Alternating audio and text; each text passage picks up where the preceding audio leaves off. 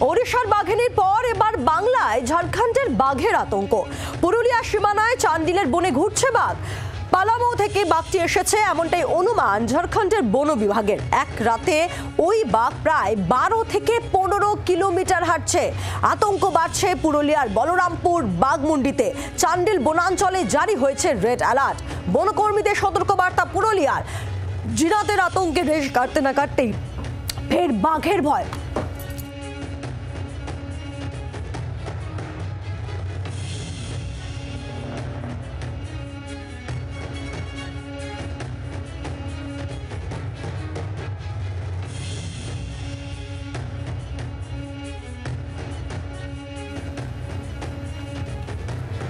জিনাতের আতঙ্কে রেশ কাটতে না কাটতেই ফের বাঘের ভয়। নতুন করে বাঘের আতঙ্ক পুরুলিয়া ঝাড়খণ্ড সীমানায়। ঝাড়খণ্ডের চান্ডিল লাগোয়া জঙ্গলে ঘোরাফেরা। জিনাতের মতো রেডিও কলার না থাকায় গতিবিধি জানতে সমস্যা। আতঙ্কে রাত কাটছেন পুরুলিয়ার ঝাড়খণ্ড সীমান্তের বাসিন্দারা। 10-15 কিলোমিটার এলাকায় জুড়ে বাঘের পায়ের ছাপ মিলেছে। বসানো হয়েছে একাধিক ট্র্যাপ ক্যামেরা। রাত দিন চলছে মাইকিং সচেতনতা। ফের বাঘের ভয়। এলাকাবাসীদের জঙ্গলে যেতে নিষেধ করা হয়েছে। জিনাতের আতঙ্কের পর আবারও বাঘের ভয়। নতুন করে বাঘের আতঙ্ক পুরুলিয়ায় এবং খুব স্বাভাবিকভাবেই সেখানকার বাসিন্দাদের জঙ্গলে যেতে নিষেধ করা হয়েছে।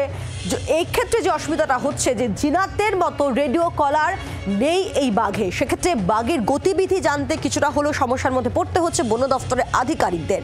আর আবারও এই জিনাতের রেশ কাটতে না কাটতে আবারও বাঘের আতঙ্ক। বসানো হয়েছে একাধিক ট্র্যাপ ক্যামেরা যাতে বাঘের গতিবিধি জানাটা সম্ভব হয়। রাত দিন ধরে চলছে নজরদারি এবং একই সঙ্গে মাইকিং করে সচেতন করা হচ্ছে এলাকার বাসিন্দাদের। জঙ্গলে যেতে বারণ করা হচ্ছে। নতুন করে বাঘের আতঙ্ক দেখা দিয়েছে এবার পুরুলিয়ায়। ঝাড়খণ্ডের চান্ডিল জিনাতের মতো রেডিও কলার না থাকায় সমস্যা তৈরি হচ্ছে। ওড়িশায় বাঘিনীর পর এবার বাংলায় ঝাড়খণ্ডে বাঘের আতঙ্ক।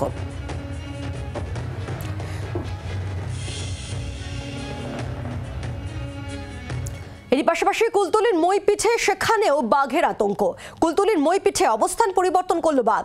মইপিঠের দক্ষিণ বৈকুণ্ঠপুর সংলগ্ন জঙ্গল ছিল, সেখানেই ছিল বাঘ। সেখানে জাল দিয়ে ঘেরার কাজ করছিল বন দফতর, কিন্তু সেই জাল পার করে বাঘ তার অবস্থান পরিবর্তন করেছে।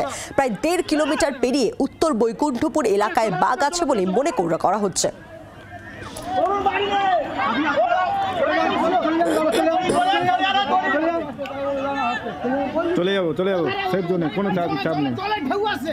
আমাদের সঙ্গে এই মুহূর্তে আমাদের দুই প্রতিনিধি রয়েছেন। কুলতলি থেকে তথাগত রয়েছেন এবং পুরুলিয়া থেকে মনোরঞ্জন রয়েছে। আমি শুরুতেই মনোরঞ্জনের কাছে যাই। মনোরঞ্জন, পুরুলিয়ায় কিছুদিন আগে আমরা দেখেছি রীতিমতো তাহি রব, কারণ সেখানে জিনাতের আতঙ্কের জেরে এবং সেই রেশ কাটতে না কাটতে আবারও বাঘের আতঙ্ক। এবং এক্ষেত্রে যে সমস্যা হচ্ছে যে ট্র্যাক করাটা একটু সমস্যা হচ্ছে, কারণ রেডিও কলার নেই এই বাঘের সঙ্গে। সেক্ষেত্রে কি ভাবনা চিন্তার কি ব্যবস্থা নেওয়া হয়েছে এখনো অবধি বন দফতরের তরফে?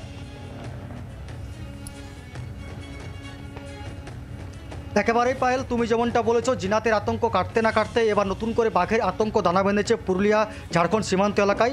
ঝাড়খণ্ডের চান্ডিল লাগোয়া যে জঙ্গল রয়েছে সেই জঙ্গলে এখন উপস্থিত রয়েছে ওই বাঘের।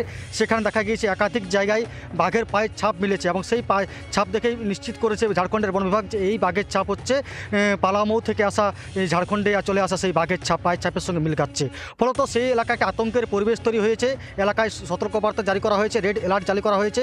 ঘন ঘন মাইকিং প্রচার চালানো হচ্ছে এলাকাবাসীরা যাতে কোনো মতেই জঙ্গলের দিকে না যায় সেদিকে কিন্তু নজর রাখা হচ্ছে। পাশাপাশি গবাদি পশু থেকে ছাগল যে সমস্তগুলো রয়েছে গৃহপালিত পশু, সেগুলোকে কিন্তু ঘরে রাখার নির্দেশ দেওয়া হয়েছে বন দপ্তরের পক্ষ থেকে। ওই এলাকায় যে সমস্ত স্কুলগুলো রয়েছে সেইগুলোকেও কিন্তু সাবধান করে দেওয়া হয়েছে, যাতে এই যে সাবধানতা অবলম্বন করার জন্য নির্দেশিকা জারি করা হয়েছে।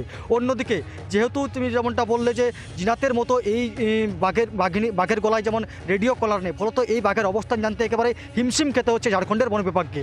ফলত ঝাড়খণ্ডের বন বিভাগের একমাত্র বর্ষা পায়ের ছাপ এবং ট্র্যাপ ক্যামেরা। একাধিক জায়গায় ট্র্যাপ ক্যামেরা বসানো হয়েছে। ইতিমধ্যে চান্ডিল লাগোয়া এলাকা, বালিডি সহ খরসোয়া বিভিন্ন এলাকায় 4টি ট্র্যাপ ক্যামেরা বসানো হয়েছে। পাশাপাশি ড্রোন ক্যামেরার মাধ্যমে নজরদারি চালানো হচ্ছে। একই সঙ্গে যে সমস্ত এলাকায় পায়ের ছাপ মিলছে সেই এলাকায় কিন্তু বাঘের উপস্থিতি নিশ্চিত করছে বন বিভাগ। ফলত সেই এলাকায় জারি করা হচ্ছে রেড সতর্কতা। এবং পাশাপাশি যেহেতু যে এলাকায় পায়ের ছাপ পাওয়া গেছে সেখান থেকে পুরুলিয়ার বলরামপুরের যে সীমান্ত রয়েছে সেই সীমান্তের দূরত্ব মাত্র 15 থেকে 20 কিলোমিটার।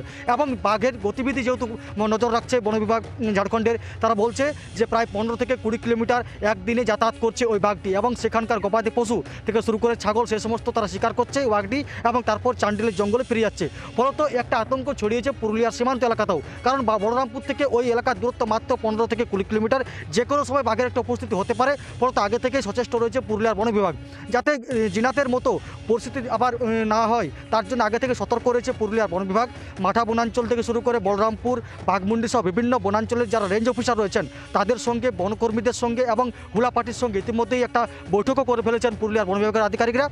এবং বলা হয়েছে যদি বাঘের গতিবিধি এদিকে আসে তাহলে কিন্তু আগাম সতর্কতা নেওয়া হবে, আগাম কিন্তু পদক্ষেপ নেওয়া হতে পারে এমনটা কিন্তু জানানো হচ্ছে। তবে এখনও পর্যন্ত ঝাড়খণ্ডের যে বন বিভাগ রয়েছে তাদের কাছ থেকে এখনও পর্যন্ত পুরুলিয়ার বন বিভাগের কাছে কোনো রকম অফিসিয়ালভাবে ইনফরমেশন দেওয়া হয়নি। ফলত তবুও কিন্তু সচেষ্ট রয়েছে পুরুলিয়ার বন বিভাগ। তবে যেহেতু জিনাতের মতো রেডিও কলার না থাকে তার গতিবিধির উপর নজর রাখতে হিমশিম খেতে হচ্ছে। ফলত ঝাড়খণ্ড লাগোয়া যে সমস্ত চান্ডিল লাগোয়া এলাকাগুলো রয়েছে, বালুডি সংলগ্ন যে জঙ্গল রয়েছে সেই জঙ্গল এলাকায় মোতায়েন করা হয়েছে বনকর্মীদের থেকে শুরু করে হুলা পার্টিদের। এবং এলাকাবাসীদেরকে সতর্ক করা হচ্ছে। ওই এলাকায় একাধিক ফাঁদ পাতা হয়েছে, টোপ হিসেবে রাখা হয়েছে গবাদি পশু থেকে শুরু করে ছাগল, যেমনটা রাখা হয়েছিল জিনাতের মতো, অর্থাৎ খাঁচা পাতা হয়েছে বাঘকে খাঁচাবন্দি করার জন্য। একেবারে এই 4-5 দিন ধরে একেবারে হিমশিম খেতে হচ্ছে ঝাড়খণ্ডের বন বিভাগকে, যেমনটা হয়েছিল পুরুলিয়ার ক্ষেত্রে। পুরুলিয়াতে 7 দিন ধরে এই বাঘিনী উড়িষ্যা শিমিলিপাল থেকে আসে যে বাঘিনী জিনাত, সে দাপিয়ে বেড়েছিল পুরুলিয়ার বান্দোয়ান থেকে শুরু করে বোরো এবং লাস্ট পর্যন্ত বাঁকুড়ার গিয়ে ওই বাঘ খাঁচাবন্দি হয়েছে। ঠিক এই জায়গা থেকে যেহেতু জিনাতের পর আবারও বাঘের আতঙ্ক পুরুলিয়ায়, সঙ্গে থাকো মনোরঞ্জন। পুরুলিয়াবাসীরা তারা ঠিক কি বলছেন তাদের বক্তব্য একবার শুনে। বন্ধুরা বলতো যে এখানে বাঘ বলি, লেকিন আমরা বাঘ জানিছিলি না। আগে বলেন ওই জায়গাটাই যে বাঘ ধরা বটে, লেকিন আমরা জানিছিলি না। নাম আছে বাঘ ধরা, ওই জায়গাটাই বটে, লেকিন আমরা জানিছিলি না যে বাঘ ধরা ওইটা বটে। এটা এখন বাস্তবিক আজ 30 সাল 32 সাল বাদে ওই জিনিসটা আজ আরো হয়ে গেল। ওরা যখন বললো যে আমরা এটার ভিতরে যাঁচ করবো, আমরা লাগিয়ে আছি। আমরা তো বলবান লোক থাকুক না, সবাই এখনো কেউ নাই বাহিরাই এখনো, মানে রাইতে বাহির আছেন তো 2 লোক হাঁকা হাঁকি হয় আর বাহির আছে, মানে যদি মাইনাস করতেও কেউ বাহির আছে তো, নাহলে কেউ বাহিরাই নাই আর জঙ্গলও কেউ যাই নাই। হ্যাঁ বহুত ভয় স্যার, জঙ্গলে কেউ যায়নি, আমাদের একদম জঙ্গল যাওয়া বন্ধ আছে। এটা ফরেস্টার করেছে, গায়ে গায়ে অ্যালাউন্স করেছে যে বন যাবেন নাই বলে।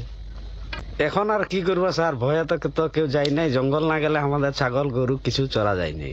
হ্যাঁ বালিটি জঙ্গলে আছে মনে হয়, কেউ তো আর দেখা যায় নাই। আচ্ছা, এই জঙ্গলে কি বাঘ বেরিয়েছিল? হ্যাঁ বেরিয়েছিল। কবে? এই মোটামুটি আপনার 4-5 দিনের অসুবিধাই আছে আমাদের। মানে এখন আতঙ্কে আছেন? আছেন, মানে যাওয়া আসা বহুত অসুবিধা। মানে আর খাটনেওয়ালা লোক আমাদের গায়ে গরিবই আছে বেশিরভাগ। আর গেলে মানে ফার্স্টও আসিয়া বললো কি কোথাও বেরাবেন নাই, তো সেই ভয়ে আমরাও কোথাও যাই নাই। এই ঘরেই বালবুতুরুকে সবকে এই ঘরেই থাকা মানে রইতে বলি। বাজার উজার গেলেও মানে 9টা-10টার পরেই যাবেন। এরই পাশাপাশি মইপিঠেও ফের বাঘের আতঙ্ক। আমরা কথা বলবো, তথাগত চক্রবর্তী রয়েছেন আমাদের সঙ্গে, আমাদের প্রতিনিধি সরাসরি। তথাগত, মইপিঠে বাঘ এখন কোথায়, তার অবস্থান কি মনে করা হচ্ছে? কারণ বন দফতর নজরদারি চালাচ্ছে কিন্তু বাঘে আনা যাচ্ছে না মইপিঠের বাঘকে, কি জানতে পারছো?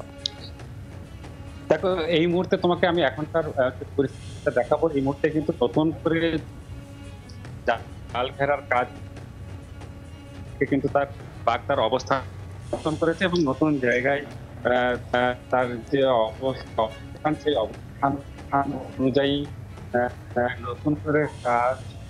এর পাশাপাশি পদস্থ আধিকারিকরা রয়েছেন। ইতিমধ্যে এডিএফও অনুরাগ চৌধুরী তিনি এসেছেন এবং তিনি মুখ্য বন আধিকারিক, তিনিও কিছুক্ষণের মধ্যে আসবেন। এবং এই যে নতুন করে যে জায়গাটায় জাল দিয়ে ঘেরার কাজ করা হচ্ছে সেখানে বাঘ রয়েছে এমনটাই প্রাথমিকভাবে মনে করছেন বন দপ্তরের আধিকারিকরা। এবং পরবর্তী পদক্ষেপ কি হবে সেই বিষয়ে বন দপ্তর মুখ্য যিনি বন দপ্তর আধিকারিক আছেন তিনি আসার পর সিদ্ধান্ত নেওয়া হবে। প্রাথমিকভাবে যেটা গতকাল পদক্ষেপ নেওয়া হয়েছিল যে 3 দিক ঘেরে শুধুমাত্র গভীর জঙ্গলের দিক অর্থাৎ নদীর যে দিক সেদিকটা আঁকা রাখা হয়েছিল যাতে নদী সাঁতরে বাঘ গভীর জঙ্গলে ফিরে যায়। যদিও সেই প্রচেষ্টা সফল হয়নি, কারণ যে জাল দিয়ে ঘেরা হয়েছিল সেই জাল টপকে কোনোভাবে বাঘ কিন্তু তার অবস্থান পরিবর্তন করেছে। ফলে ফের আজ নতুন করে জাল দিয়ে ঘেরার কাজ শুরু হয়েছে এবং পরবর্তী কি পদক্ষেপ নেওয়া হবে সেই ব্যাপারে আরো উচ্চপদস্থ আধিকারিকরা এলে তারপরে সিদ্ধান্ত নেওয়া হবে।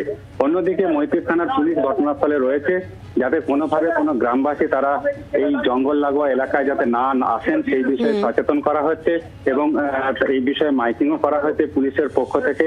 অনেকেই মাছ কাঁকড়া ধরার জন্য নদীতে নামেন, আপাতত তাদেরকে সেই বিষয়ে সাবধান এবং সচেতন করা হয়েছে এবং বন দপ্তরের আধিকারিক তারা পাহারা দিচ্ছেন যাতে কোনোভাবেই বাঘ লোকালয়ে ফিরে যেতে না পারে এবং বিশেষ টিম 17 জনের টিম আজ সকাল থেকে তারা কাজ শুরু করেছে এবং পরবর্তী যে পদক্ষেপ তার জন্য আরো খানিকটা সময় লাগবে এবং আলোচনার পর বন দপ্তরের আধিকারিকরা তারা সিদ্ধান্ত নেবেন এমনটাই কিন্তু বন দপ্তর সূত্রে জানা গিয়েছে।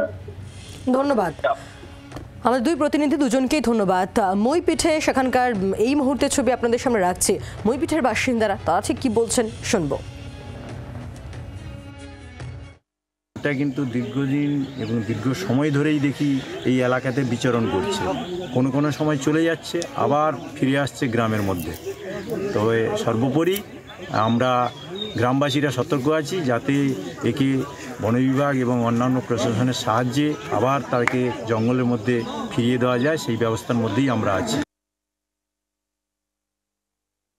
প্রচণ্ড আতঙ্কতে আছে, এখন হচ্ছে কেউ বাড়িতে বেরোতে পারছে না, শুধু এই মানে 10-15 জন একসঙ্গে করে জড়ো হয়ে ওই মানে পাউড়িগুলো দেখা বা বাঘটা কোথায় গেছে মানে হাঁটার পরে আবার হচ্ছে কি ঘুরে অন্য জায়গায় সরে চলে গেছে কি আছে ওইটা দেখার জন্য সবাই এখন হচ্ছে, কিন্তু আছে কেউ বাউন্ডারি থেকে লাফছে না নদীতে। বাংলার আওয়াজ, বাঙালির আবেগ, জি 24 ঘন্টা।